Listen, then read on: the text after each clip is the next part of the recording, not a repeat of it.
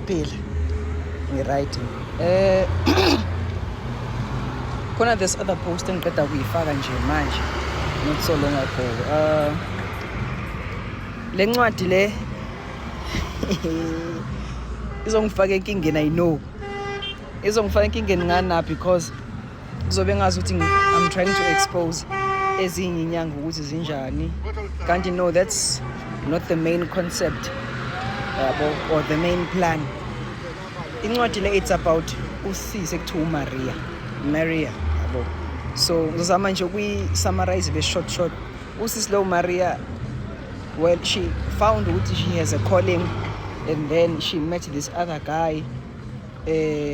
Wabona ukuthi uzomthwasisa, okay fine, ngizama ukuyi-fast forward umthetho wakhona.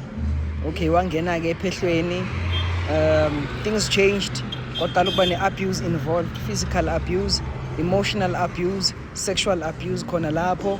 And then uGobela had a friend yabo. We gave the friend the name Lucifer because he has an evil character in him, but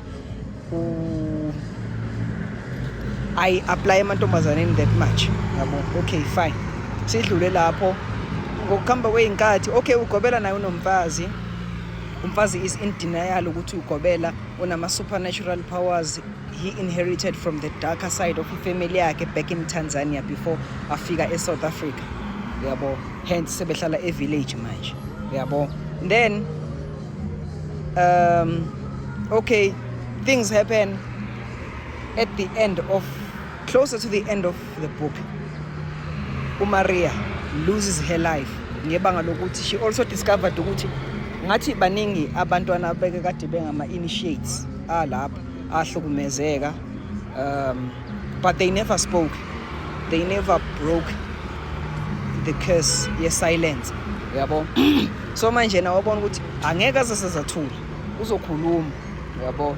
Then siya fast forward, uMaria aphinda biza umphakathi nama-leaders traditional healers what not, angazi or ngizothi i-council or ngithi i-healers organization, sort of something enjengo-THO, Vuka Mngoma, Fasha yabo, iy'nhlangano ezikanjalo.